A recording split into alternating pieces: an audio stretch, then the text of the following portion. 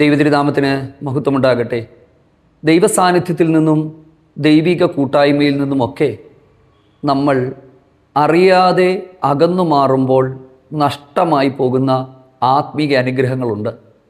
ഇന്നത്തെ ഈ ഒരു ദൈവവചന സന്ദേശത്തിലൂടെ ദൈവത്തിൽ നിന്ന് അകന്നു മാറുന്നതുകൊണ്ട് നമുക്ക് നഷ്ടമാകുന്ന 3 ദൈവകൃപയുടെ മേഖലകൾ.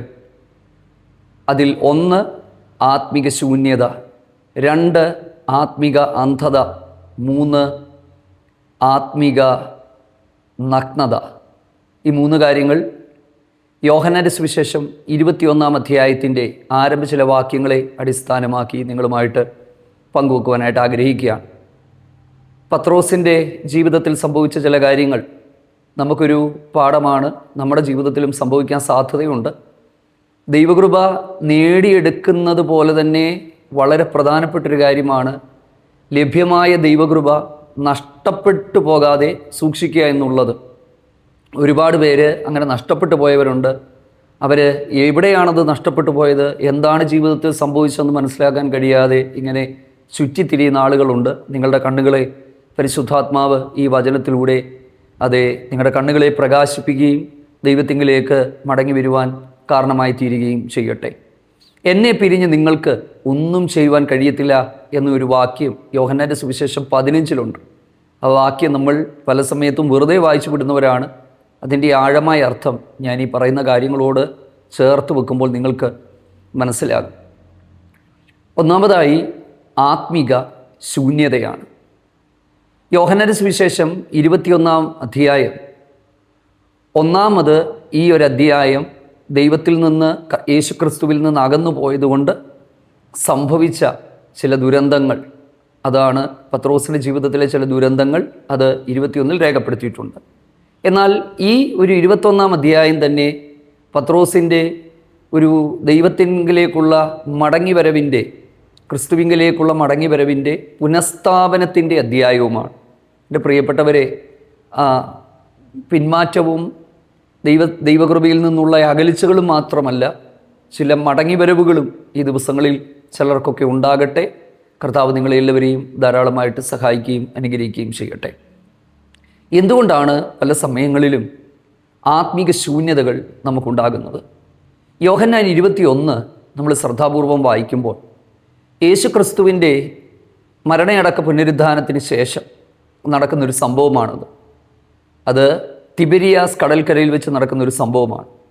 അധ്യായം ആരംഭിക്കുമ്പോൾ യേശുവിൻ്റെ മറ്റു ചില ശിഷ്യന്മാരവിടെ ഒരുമിച്ച് കൂടിയിരുന്നു. തോമസ്, സെബദി മക്കൾ, നഥനയേൽ, മറ്റ് 2 പേര്, യേശു ഏറ്റവും അധികം സ്നേഹിച്ച യോഹന്നാൻ.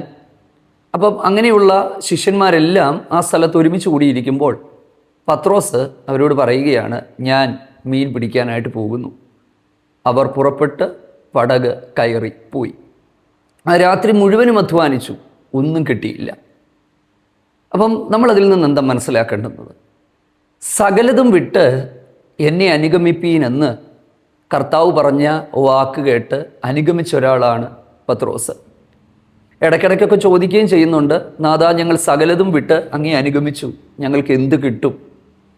പക്ഷേ നമ്മൾ വളരെ ശ്രദ്ധാപൂർവം ഈ ദൈവവചനം പഠിക്കുമ്പോൾ എല്ലാം വിട്ടു എന്ന് പറഞ്ഞാലും ആവശ്യം വന്നാൽ എടുക്കാൻ ചിലത് കൈവശം അദ്ദേഹം വെച്ചു എന്ന് മാത്രമല്ല, നമ്മളൊക്കെ വെക്കാറുള്ളവരാണ്. അതിൻ്റെ അർത്ഥം ജീവിക്കേണ്ടെന്നോ ഉപജീവന മാർഗം വേണ്ട എന്നോ ഒന്നുമല്ല. പക്ഷേ ദൈവത്തിൻ്റെ പദ്ധതി മനസ്സിലാക്കി ദൈവ സന്നിധിയിൽ സമർപ്പണത്തോടെ ഇറങ്ങിയവർ പലരും കുറേ കഴിയുമ്പോൾ അവർ പ്രതീക്ഷിക്കാത്ത കാര്യങ്ങൾ ജീവിതത്തിൽ സംഭവിക്കുമ്പോൾ അത് വിട്ട് ദൈവ വഴികളിൽ നിന്ന് പഴയതിലേക്ക് പോകുന്ന ഒരു പ്രവണത നമ്മളെല്ലായ്പ്പോഴും കാണാറുണ്ട്. അതിനൊക്കെയുള്ള സാധ്യതകളുണ്ട്. പക്ഷെ നമ്മളൊരു കാര്യം മനസ്സിലാക്കണം, അങ്ങനെ നമ്മൾ പോകുമ്പോൾ സംഭവിക്കുന്നത് രാത്രി മുഴുവനും അധ്വാനിച്ചിട്ട് ഞങ്ങൾക്ക് ഒന്നും കിട്ടിയില്ല. എൻ്റെ പ്രിയപ്പെട്ടവരെ, കർത്താവിനെ കൂടാതെയുള്ള യാത്രകൾ, അധ്വാനം, നമ്മുടെ സ്വന്തമായ തീരുമാനങ്ങൾ, പഴയ പലതും ആവശ്യം വന്നാൽ എടുക്കാൻ നമ്മൾ മാറ്റിവെക്കാറുണ്ട്. എന്നാൽ ഒരാൾ പറഞ്ഞു, ഞാൻ ദൈവസന്നിധിയിൽ ആയിട്ടുണ്ടെന്നുള്ളതേ ഉള്ളൂ, വേണ്ടി വന്നാൽ എൻ്റെ പണ്ടത്തെ സ്വഭാവം ഞാൻ എടുക്കുമെന്ന് പറഞ്ഞു. അപ്പോൾ നമ്മളിതെല്ലാം പറയുമ്പോഴും ആവശ്യമുണ്ടെങ്കിൽ പഴയത് എടുക്കാൻ നമ്മൾ മാറ്റി വെച്ചിട്ടുണ്ട്. എല്ലാം സകലതും വിട്ട് അനുഗമിച്ചെന്ന ഒന്നല്ല, പല പ്രാവശ്യം എഴുതിയിട്ടുണ്ട്. പക്ഷേ ആവശ്യം വന്നപ്പം തിരിച്ചെടുക്കാനായിട്ട് ഉള്ള സൗകര്യങ്ങളും സംവിധാനങ്ങളും തൻ്റെ കയ്യിലുണ്ടായിരുന്നു. പക്ഷെ സംഭവിച്ചതെന്താണ്? ഒരു രാത്രി മുഴുവനും അധ്വാനിച്ചിട്ട് ഒന്നും കിട്ടിയില്ല, ശൂന്യതയാണ്. യഥാർത്ഥമായ ദൈവിക അനുഗ്രഹം എന്ന് പറയുന്നത് മത്സ്യത്തെ കിട്ടുന്നോ കിട്ടാത്തതോ ഒന്നുമല്ല, അത് പോകട്ടെ. പക്ഷേ യഥാർത്ഥമായ ദൈവിക അനുഗ്രഹം എന്ന് പറയുന്നത് ഞാൻ വചനത്തിൽ നിന്നും തെളിയിച്ചു തരാം. ഇന്ന് നമ്മുടെ അത് വിഷയമല്ലെങ്കിലും അടുത്ത ദിവസങ്ങളിൽ മറ്റൊരു ഭാഗത്തു നിന്ന് ഞാനത് പറയാം. ഈ അബ്രഹാമിനോട് യഹോവയാൻ ദൈവം പറഞ്ഞു, ഞാൻ നിന്നെ ഐശ്വര്യമായി അനുഗ്രഹിക്കും. എപ്പോഴാണ് പറഞ്ഞതെന്നറിയാമോ? കൽദയ പട്ടണമായി ഊരുവിട്ടിറങ്ങിയപ്പോഴൊന്നുമല്ല പറഞ്ഞത്. തൻ്റെ മകനെ യാഗമായി അർപ്പിക്കുവാൻ മടി കാണിക്കാതെ അനുസരണത്തിലേക്കും തീരുമാനത്തിലേക്കും വന്നപ്പോൾ പറയുകയാണ്, നിന്നെ ഞാൻ ഐശ്വര്യമായി അനുഗ്രഹിക്കും. അതിനു മുമ്പ് ഒരിക്കൽ പോലും അനുഗ്രഹിക്കുമെന്ന് പറഞ്ഞിട്ടുണ്ടെങ്കിലും ഐശ്വര്യമായി അനുഗ്രഹിക്കുമെന്ന് പറഞ്ഞിട്ടില്ല. നമ്മൾ ഇന്നത്തെ കാലത്ത് ഒരു വലിയ അല്ലെങ്കിൽ ഒരു തെറ്റായ ഒരു പഠിപ്പീരുണ്ട്. വേണമെങ്കിൽ ഞാനൊന്ന് കറക്റ്റ് ചെയ്യാം. ഞാൻ ഈ പറയുന്ന കാര്യവും ശരിയാണോ നിങ്ങൾ ബൈബിളിൽ നോക്കി തന്നെ ശ്രദ്ധിച്ച് മനസ്സിലാക്കുക. ഒന്നുമില്ലാത്ത അബ്രഹാമിനെ ദൈവം സമ്പത്ത് നൽകി അനുഗ്രഹിച്ചെന്നൊക്കെ പ്രസംഗിക്കുന്ന ആളുകളുണ്ട്. പക്ഷെ ദൈവവചനം പഠിച്ചപ്പോൾ എനിക്കൊരു കാര്യം മനസ്സിലായി. അബ്രഹാമിനെ ദൈവം വിളിക്കുമ്പോൾ തന്നെ അബ്രഹാം സമ്പന്നനായിരുന്നു. കൽദയ പട്ടണമായ ഊരിൽ നിന്ന് പിന്നീട് ഹാരാനിൽ നിന്നൊക്കെ വരുമ്പോൾ താൻ സമ്പാദിച്ച ആളുകൾ, സമ്പത്ത്, ഇതെല്ലാം തനിക്കുണ്ടായിരുന്നു. ദൈവം വിളിക്കുമ്പോൾ തന്നെ അബ്രഹാം ദരിദ്രനൊന്നുമല്ല, അബ്രഹാം സമ്പന്നൻ തന്നെയായിരുന്നു. പക്ഷേ യഥാർത്ഥമായ ദൈവിക അനുഗ്രഹം എന്ന് പറയുന്നത് എന്താണ്? ദൈവം വിളിച്ചു കഴിഞ്ഞപ്പോൾ അബ്രഹാമിന് സമ്പത്തിൽ വർധനമുണ്ടായെന്ന് പറയുന്നത് സത്യമാണ്. പക്ഷേ അതൊന്നുമല്ല. നിന്നാൽ ഭൂമിയിലെ സകല ജാതികളും അനുഗ്രഹിക്കപ്പെടുമെന്ന് പറഞ്ഞപ്പോൾ ഗലാത്യ ലേഖനത്തിൽ എഴുതിയിരിക്കുകയാണ്. അതുകൊണ്ട് വിശ്വാസികൾ അത്രേ അബ്രഹാമിൻ്റെ മക്കളെന്ന് അറിഞ്ഞുകൊള്ളുക. അബ്രഹാമിന് ദൈവം നൽകിയ അനുഗ്രഹം എന്ന് പറയുന്നത് സമ്പത്തിൻ്റെ വർധനവോ ഈ കനാൻ ദേശത്തിൻ്റെ വാഗ്ദത്തങ്ങളോ ഒന്നുമല്ല. അതെല്ലാം ഒരു ഭാഗത്ത് നിൽക്കുമ്പോഴും മറുഭാഗത്ത് തികച്ചും ആത്മീകമായ ഒരു അനുഗ്രഹം തന്നെയാണ്. ഇന്നും ഞാനും നിങ്ങളുമൊക്കെ ക്രിസ്തുയേശുവിലൂടെ അനുഭവിക്കുന്ന ഈ ഒരു അനുഗ്രഹം പോലും വിശ്വാസത്താൽ അബ്രഹാമിന് നൽകിയ അനുഗ്രഹത്തിൻ്റെ ഭാഗമാണെന്ന് മനസ്സിലാക്കുമ്പോൾ ആ ദൈവമനുഷ്യനെ ദൈവം അനുഗ്രഹിക്കാൻ ദൈവം ചിന്തിച്ചത് ഏത് തരത്തിലാണെന്നും ഇന്ന് വ്യാഖ്യാനിക്കുന്നത് ഏത് തരത്തിലാണെന്നും മനസ്സിലാക്കുക. ഇങ്ങനെയുള്ള ഒരുപാട് തെറ്റായ വ്യാഖ്യാനങ്ങൾ നമ്മുടെ ഇടയിൽ പോലുമുണ്ട്. അപ്പോൾ ഒരു രാത്രി മുഴുവനും അധ്വാനിച്ചു, ഒന്നും കിട്ടിയില്ല എന്ന് പത്രോസ് പറയുകയാണ്. നോക്കുക, അതിൻ്റെ അകത്തുനിന്ന് ചില ആത്മീക മർമ്മങ്ങൾ ഞാൻ നിങ്ങളോട് പറയാം. രാത്രി മുഴുവനും അധ്വാനിച്ചവൻ്റെ പടകിലേക്ക് വേണമെങ്കിൽ യേശുവിന് കടലിൻ മീതെ നടന്ന് വന്ന് കയറാമായിരുന്നു. കാരണം അതിനു മുമ്പും കർത്താവ് അങ്ങനെ ചെയ്തിട്ടുണ്ട്. പടകിൽ കാറ്റും കോളുമൊക്കെ ഉണ്ടായപ്പോൾ കടലിൻ്റെ മീതെ നടന്നു വന്ന് ശിഷ്യന്മാരുടെ പടകിൽ യേശു കയറിയിട്ടുണ്ട്. 2, യേശു കരയിൽ നിന്നിരുന്നു എന്നാണ് എഴുതിയിരിക്കുന്നത്. യേശു കരയിൽ നിന്നിരുന്നു. പത്രോസിൻ്റെ പടകിലേക്ക് യേശു കയറിയെന്നും അവിടെ എഴുതിയിട്ടില്ല. എന്നാൽ ലൂക്കോസിൻ്റെ സുവിശേഷം 5-ാം അധ്യായത്തിൽ പത്രോസ് തൻ്റെ ജീവിതത്തിൽ യേശുവിനെ കണ്ടുമുട്ടുന്ന സമയത്ത് നിൻ്റെ പടകിൽ സ്ഥലം എനിക്ക് തരണമെന്ന് പറഞ്ഞ് കരയിൽ നിന്ന് നീക്കാൻ പറഞ്ഞ് ആ പടകിൽ കയറിയിരുന്ന് പ്രസംഗിച്ചതിന് ശേഷമാണ് ആ പടകിൻ്റെ ശൂന്യത യേശു മാറ്റിയത്. അന്ന് പടകിൽ കയറി, പക്ഷെ തന്നെ വിട്ട് പിന്മാറിപ്പോയപ്പോൾ പടകിൽ കയറിയില്ല. യേശു നിന്ന സ്ഥലത്ത് തിരിച്ച് പത്രോസിന് കരയിൽ എത്തേണ്ടി വന്നു. ഒരു കാര്യം മനസ്സിലാക്കണം, നീ ഏതിൽ നിന്ന് വീണിരിക്കുന്നു എന്നോർത്ത് മാനസാന്തരപ്പെട്ട് ആദ്യത്തെ പ്രവൃത്തി ചെയ്യുക എന്നതുപോലെ എവിടെയാണ് നമ്മൾ അകന്നു മാറിയത്, എവിടെയാണ് ദൈവസാന്നിധ്യം നഷ്ടപ്പെട്ടത്, എവിടെയാണ് വീണത് കൃത്യമായി കണ്ടുപിടിക്കണം. അത് ദൈവാത്മാവ് നമുക്ക് വെളിപ്പെടുത്തി തരും. അപ്പം അത് ഒന്ന് മനസ്സിലാക്കാനായിട്ട് നമുക്ക് കഴിഞ്ഞാൽ നമ്മുടെ ജീവിതത്തിലെ പല ആത്മീക ശൂന്യതകളും മാറും. ഒരുപാട് പേര് ദൈവസന്നിധിയിൽ ഇറങ്ങിയിട്ട് ഇങ്ങനെ ശൂന്യമായി കിടക്കുന്നവരുണ്ട്. പലതും പിശാചിൻ്റെ തലയിൽ അടിച്ചു വച്ചിരിക്കുകയാണ്. പിശാചല്ല ഒട്ടുമിക്ക സമയങ്ങളിലും. നമ്മളൊരു കാര്യം മനസ്സിലാക്കണം, നമ്മുടെ ജീവിതത്തിലെ തെറ്റായ ചില തീരുമാനങ്ങൾ, സമർപ്പണത്തിൽ നിന്ന് നമ്മൾ മാറിയിട്ടുണ്ടോ, ഏകാഗ്രതയും നിർമ്മലതയും വിട്ട് നമ്മൾ മാറിയിട്ടുണ്ടോ ഒന്ന് പരിശോധിക്കുക. അപ്പോൾ ദൈവത്തെ വിട്ട് അകന്ന് യാത്ര ചെയ്യുന്നത് മൂലം ഒന്നാമത് സംഭവിക്കുന്ന ഒന്നാണ് ആത്മിക ശൂന്യത. രണ്ടാമത്തേത് ആത്മിക നഗ്നതയാണ്. എന്താണ് ഈ ആത്മിക നഗ്നത? 21-ാം അധ്യായത്തിൻ്റെ 7-ാമത്തെ വാക്യത്തിൽ യേശു സ്നേഹിച്ച ശിഷ്യൻ പത്രോസിനോട് പറയുന്നു, ഇത് കർത്താവാകുന്നു. ഉടനെ താൻ നഗ്നനാകയാൽ അങ്കി അരയിൽ ചുറ്റി കടലിൽ ചാടി. എന്താണ് അതിൻ്റെ അർത്ഥം? ഒരു രാത്രി മുഴുവനും അധ്വാനിച്ച് ഒന്നും കിട്ടാതെയായി തൻ്റെ ഉടുതുണി പോലും നഷ്ടപ്പെട്ടു.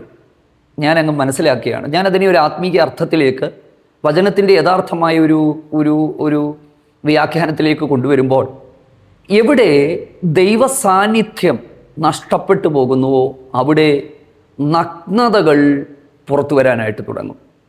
നാണക്കേടിൻ്റെ അവസ്ഥകൾ അവിടെ ഉണ്ടാകും. ഏദൻ തോട്ടത്തിൽ പോലും അനുസരണക്കേട് കാണിച്ചപ്പോഴാണ് അവർ നഗ്നരെന്നറിഞ്ഞത്.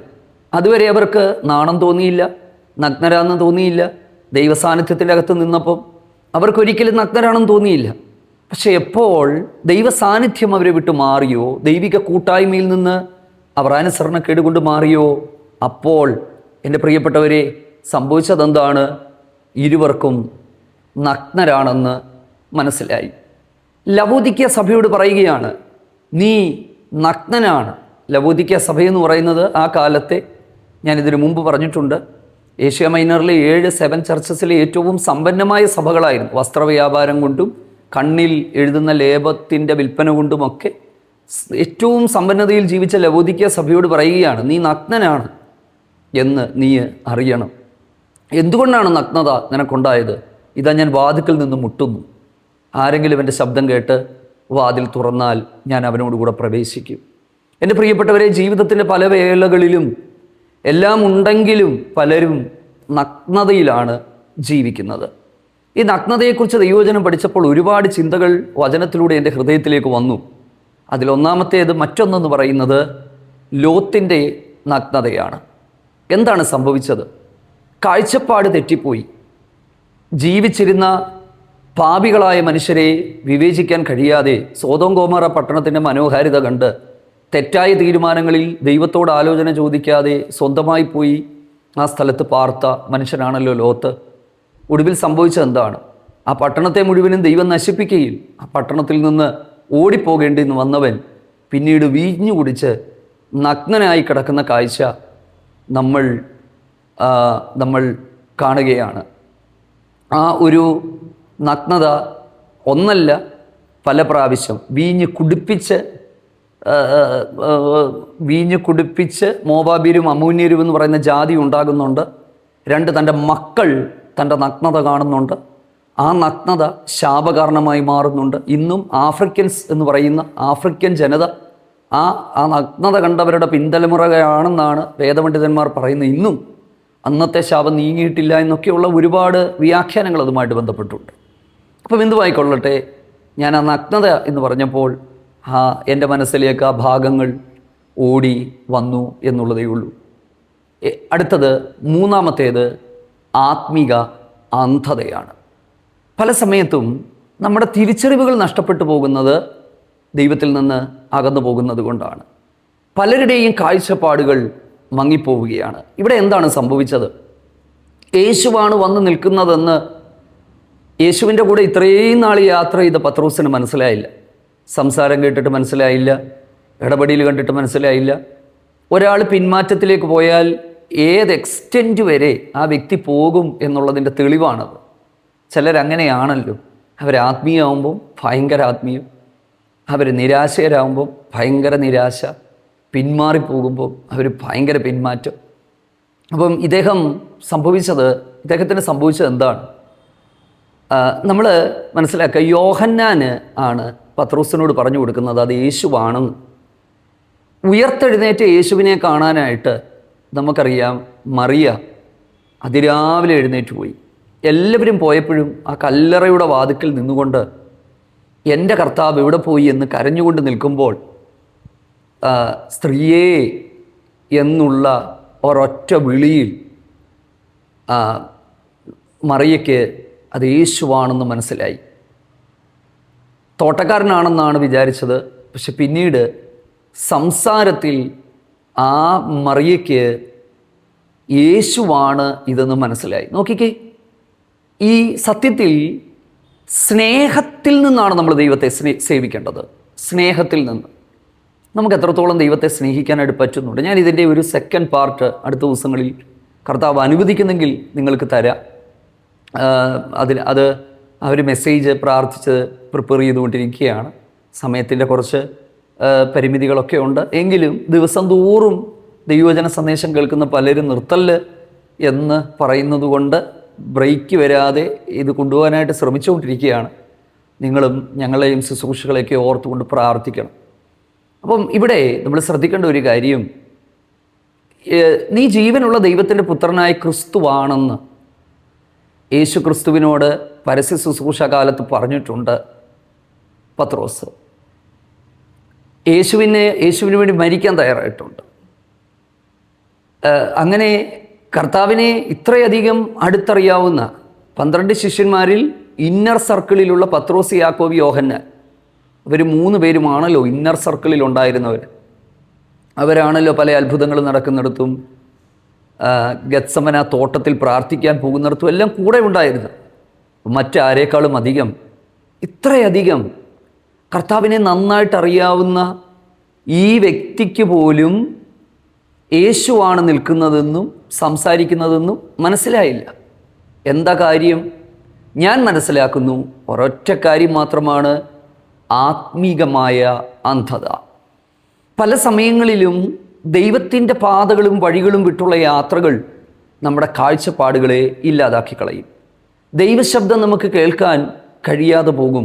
ദൈവിക ഇടപെടലുകളെ മനസ്സിലാക്കുവാൻ കഴിയാതെ ആത്മീക വെളിപ്പാടുകൾ നഷ്ടപ്പെട്ടവരായി നമ്മൾ പല സമയത്തും മാറാറുണ്ട്. ദൈവത്തിന് സ്തോത്രം. വചനത്തിൽ ധാരാളം തെളിവുകൾ ഇതുമായിട്ട് ബന്ധപ്പെട്ട് നമുക്ക് കാണാനായിട്ട് പറ്റും. അതാ കുറച്ചു മുമ്പ് ഞാൻ പറഞ്ഞത്, എന്നെ പിരിഞ്ഞ് നിങ്ങൾക്ക് ഒന്നും ചെയ്യാനായിട്ട് കഴിയത്തില്ല എന്ന് നമ്മൾ മനസ്സിലാക്കണം. ഈ ശമൂവേൽ പ്രവാചകൻ്റെ ബാല്യകാലങ്ങളിൽ ഇസ്രായേലിൻ്റെ ഒരു ആത്മീക അവസ്ഥ എന്ന് പറയുന്നത് ദർശനമില്ലാത്ത ഒരു കാലഘട്ടമായിരുന്നു. ദർശനമില്ലാത്ത കാലഘട്ടം. അങ്ങനെ തന്നെയാണ് എഴുതിയിരിക്കുന്നത്. ദർശനം ദുർലഭമായിരുന്നു, വചനം ഇല്ലായിരുന്നു. എന്താ സംഭവം? ഏലി എന്ന് പറയുന്നൊരു ന്യായാധിപൻ, മക്കൾ ഒഫ്നിയും ഫിനേഹാസും കാഴ്ചപ്പാട് നഷ്ടപ്പെട്ടവർ, ഇങ്ങനെ മൊത്തത്തിൽ അന്ധകാരത്തിൽ ഒരു ജനത മുഴുവനും കിടക്കുമ്പോൾ ദൈവിക സ്വപ്നങ്ങളും ദർശനങ്ങളും കാഴ്ചപ്പാടുകളും നഷ്ടപ്പെട്ടു പോയൊരു കാലഘട്ടം ഉണ്ട്. അതിനുശേഷവും വേദപുസ്തകത്തിൻ്റെ ചരിത്രം പഠിക്കുന്ന ആളുകൾക്ക് മനസ്സിലാകും, അങ്ങനെയുള്ള കാലഘട്ടങ്ങൾ പലപ്പോഴും ഉണ്ടായിട്ടുണ്ട്. മറ്റൊരു കാലഘട്ടമാണ് ഇൻ്റർ ടെസ്റ്റ്മെൻ്റൽ പീരീഡ് എന്ന് പറയുന്ന 400 വർഷത്തെ യഹൂദൻ്റെ അന്ധകാര യുഗം. മലാക്കി പ്രവാചകൻ്റെ പുസ്തകത്തിനും വിശുദ്ധ മത്തായി സുവിശേഷത്തിനും ഇടയിലുള്ള 400 വർഷം അന്ധകാര യുഗമെന്നാണ് അറിയപ്പെടുന്നത്. Dark age. ആ അന്ധകാര യുഗമെന്ന് അറിയപ്പെടാനുള്ള കാരണം ആ സമയത്ത് ദൈവിക അരുളപ്പാടുകളില്ലായിരുന്നു. ദൈവശബ്ദം ആ പറയുന്ന രീതിയിലില്ലായിരുന്നു. അതിൻ്റെ കാരണം ആളുകൾക്ക് ഇതിനൊന്നും താല്പര്യമില്ലായിരുന്നു. കേൾക്കാൻ താല്പര്യമില്ലെങ്കിൽ സംസാരിക്കാനും ദൈവത്തിന് ചിലപ്പോൾ താല്പര്യമില്ല എന്ന് എനിക്ക് തോന്നാറുണ്ട്. അങ്ങനെ ഒരു കാലഘട്ടത്തിൻ്റെ അവസാനമാണ് യോഹന്നാൻ തൻ്റെ ശുശ്രൂഷയെ ആരംഭിക്കുന്നത്. അതുകൊണ്ട് തന്നെയാണ് യേശു ക്രിസ്തു യോഹന്നാനെ ജ്വലിച്ച് പ്രകാശിക്കുന്ന ഒരു വിളക്കെന്ന് വിശേഷിപ്പിച്ചത് തന്നെ. എൻ്റെ പ്രിയപ്പെട്ടവരെ, ഞാനും നിങ്ങളുമൊക്കെ ചില സമയങ്ങളിൽ ആത്മീക വെളിപ്പാടുകൾ നഷ്ടപ്പെട്ട് ദൈവസാന്നിധ്യത്തെ തിരിച്ചറിയാൻ കഴിയാതെ ദൈവബോധം നഷ്ടപ്പെട്ട് വല്ലാത്ത അവസ്ഥയിലേക്കായി പോകാനുള്ള കാരണം എവിടെയൊക്കെയോ കർത്താവുമായിട്ടുള്ള നമ്മുടെ കൂട്ടായ്മയ്ക്ക് അതേ പ്രശ്നങ്ങൾ സംഭവിച്ചു, കൂട്ടായ്മയിൽ നമ്മൾ അകന്നുപോയി എന്നുള്ളതാണ്. അത് ഒന്ന് മടക്കി വരുത്തുക, ദർശനത്തിലേക്ക് മടങ്ങി വരിക. ഞാൻ കഴിഞ്ഞ ദിവസങ്ങൾ പറഞ്ഞതുപോലെ ഏലിയാവിൻ്റെയൊക്കെ പ്രാർത്ഥനകൾ ആത്മീക വെളിപ്പാടിലുള്ള പ്രാർത്ഥനയായിരുന്നു. വെളിപ്പാടുകളും ദർശനങ്ങളും ദൈവിക ആലോചനകളും ഒക്കെ നമ്മുടെ ജീവിതത്തിൽ ഉണ്ടാകണമെങ്കിൽ ദൈവത്തോട് നിരന്തരമായ സജീവമായ ഒരു ബന്ധം നമുക്കുണ്ടാകണം. അതാണ് പറഞ്ഞത്, apart from me you can do nothing. എന്നെ പിരിഞ്ഞ് നിങ്ങൾക്ക് ഒന്നും ചെയ്യുവാനായിട്ട് കഴിയുകയില്ല. അതെ, കർത്താവിനോട് കൂടെ നടന്ന ദൈവ പദ്ധതിയുള്ള നീ പത്രോസാകുന്നു, ഈ പാറമേൽ ഞാൻ എൻ്റെ സഭയെ പണിയുമെന്നൊക്കെ പറഞ്ഞതുപോലെ ഇത്രയും വലിയ വാഗ്ദത്തങ്ങൾ കേട്ട ഈ മനുഷ്യൻ്റെ ജീവിതത്തിൽ പോലും ദൈവത്തിൽ നിന്ന്, കർത്താവിൽ നിന്ന് അകന്നുള്ള ആ പഴയതിലേക്കുള്ള യാത്രകൾ, അത് കാരണമുണ്ടായ 3 അനുഗ്രഹങ്ങൾ നഷ്ടപ്പെട്ടു പോയ അവസ്ഥ, ആത്മീക ശൂന്യത, ആത്മീക നഗ്നത, ആത്മീക അന്ധത. നമ്മുടെ ഒന്നും ജീവിതത്തിൽ ഇതുണ്ടാകാതെ ഇരിക്കട്ടെ. നമുക്കൊന്ന് മടങ്ങി വരാൻ ഇനിയും സാധ്യതകളുണ്ട്. കർത്താവിൻ്റെ സ്നേഹത്തിലേക്ക് മടങ്ങി വരാം. എവിടെയാണ് വീണതെന്ന് മനസ്സിലാക്കാം. ദൈവത്തിന് വേണ്ടി പ്രയോജനപ്പെടാം. അങ്ങനെ ഒന്ന് തിരിച്ചറിഞ്ഞ് മടങ്ങി വരുവാൻ കർത്താവ് നിങ്ങൾക്കൊക്കെ കൃപ തരട്ടെ എന്ന് പ്രാർത്ഥിക്കുന്നു. കർത്താവ് നിങ്ങളെല്ലാവരെയും ധാരാളമായിട്ട് സഹായിക്കട്ടെ. God bless you.